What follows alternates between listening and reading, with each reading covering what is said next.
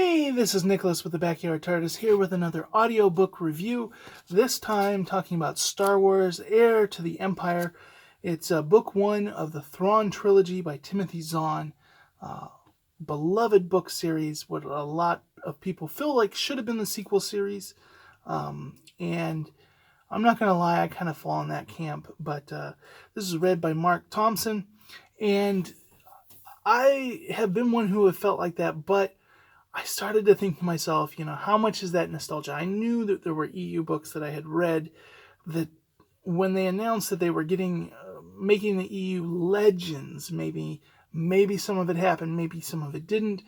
I was okay with that because there were some areas where I felt that the EU went way out in left field. But I always remembered this trilogy as being really great, and what Timothy Zahn did really good. So I wanted to go back. First off, Mark Thompson did the narration.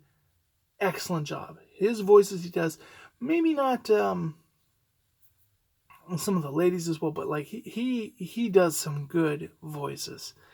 I want to talk a bit about some of the characters that this book set up. We'll start with Mara Jade. Mara Jade is a character that is beloved by the fans.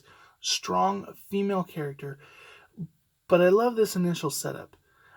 I already know in my mind where this character is going. This is going to be the wife of Luke Skywalker, and having her just dripping venom hatred for Luke in this book is just so sweet as I'm seeing the path that she's taking and seeing the relationship of her and Luke, especially when they're stranded on the planet there. They don't have use of their force powers. And Luke is going over to help her. She was trying to shoot him out of the sky. They crash land, and he goes to make sure she's okay. Of course, she takes him, and they're having to trek through this, and she just won't trust him. But in every way, he's always showing the compassion. So, really great character. Now, we won't be able to see it in Disney canon with the sequel trilogy, at least not how it is here, but that doesn't mean her character can't be there and that she can't have a relationship with Luke. I'm never gonna be okay with The Last Jedi Luke, but if she was one of the people that was his followers that got killed, I could see that going a long way towards Luke going to an island and giving up on it all. Because a broken heart can do that to you. If he could feel like maybe he felt the dark side welling up in him. There's things that could work there.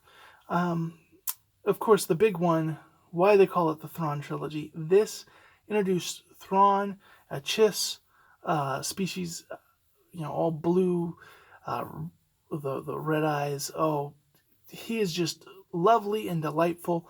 And of course, I now, in my mind, I envision what I see in Rebels. I know in this first book, it wasn't exactly that. The Rebels kind of nailed it down more, but I don't find these not mixing. They mix. This character is the same character you see in Rebels. There's little differences, but this is pretty much that character, and he's just so cool, so calculating. Understanding their art is understanding how to defeat them. And the one loss he had was when he didn't understand their art. Really cool concept of him. And he's just so cunning. And then Captain Pillion.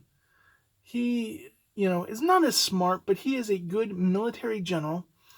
And he recognized that kind of musing, like, had Thrawn been there instead of Vader, would things have been different at Endor? And so that was kind of an interesting concept. And I really liked kind of his Imperial insights of, like, what's in the minds of Imperials here post the Battle of Endor, post the loss of the Emperor. And then we had Sabaoth. This supposed cloned Jedi that had died but he's really a Sith. And I don't know if like they hadn't really at the time. I'd have to do some research, but if they hadn't really come up with the word Sith yet, or why they refer to him as a Jedi when he's clearly an evil person, but all his desire, his kind of unhingedness, really shows that he's an unstable clone. I really like that. That's why I didn't have a problem with Palpatine coming back in The Rise of Skywalker, because we saw in these EU books, like that was always kind of a thing, and I never felt like it undid that. So that I never had a problem with that, because I felt like it was always kind of part of the canon, always kind of part of the groundwork there for something like that to happen. And then we had Talon Karrde. I think it's Talon Card. That's how, I think how they pronounce it in the thing. I'm trying to read the name, which I have spelt out right, but it was Talon Card in the thing. And he kind of has taken over Jabba's position. You know, he, I think, is probably the inspiration for Hondo Tanaka. Because he's very similar, wanting to stay neutral, looking at how can I help you without appearing I'm helping you, Thrawn? How can I help you, the New Republic, without looking like I'm pledging my support? I want to work on both sides, and neither of you right now have the power to police me, so I don't want you to have a reason to view me as a asset to the enemy and therefore a need to police me. And really good how that worked out. But he had a very smooth, very Hondo type personality, and so you can tell that Dave Filoni borrows heavily from these books. I mean, not only has he directly taken Thrawn, but I really think Hondo Tanaka is based on Talon. So that was a cool character. I like that. Then you had returning characters. Wedge Antilles being this really good. Of course, Lando, Han, Leia, Luke. Leia's pregnant with the twins. Should have been who Rey and Ben were. Just my thoughts. Especially knowing what I know about what happens with the twins later on down the road. But this idea that Thrawn has sent this group off to capture Leia, and they're going through that and all the things, and going to the Wookiee planet for protection, and kind of getting a little bit of the honor code of the Wookiees. That was really cool. Another thing that was cool, on the pirates' planet, the smugglers' planet, there's this creature that nullifies Force users' abilities in a certain amount, and if you put more of them together, the further it'll go. That was a way that he was able to control Sabaoth, and that was how he expected to capture Luke Skywalker. And I thought that was a really good concept and something to add to the lore of Star Wars. So I would like to see that somewhere, make it into, Star Wars canon, maybe Bad Batch or something like, put that in there somewhere, into like a Filoni type production, maybe Mandalorian. That would probably even be better than the Bad Batch Mandalorian or something like that, or the Ahsoka series. That would be a good place for it to show up. So, after all is said and done, years later, looking back at it now, everything we've got, even including the Mandalorian, I still have to say that this book is the best Star Wars we've gotten since the OT.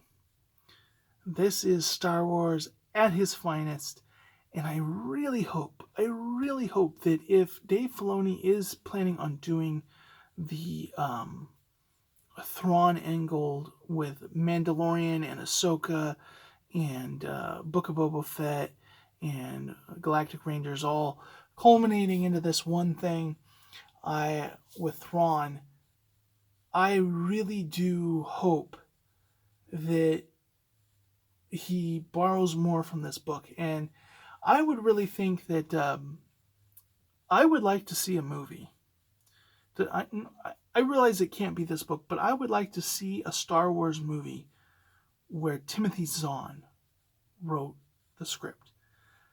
I think a lot of fans would like to see a Star Wars movie where Timothy Zahn wrote the script. He has the skill. He knows how to tell a very compelling Star Wars story.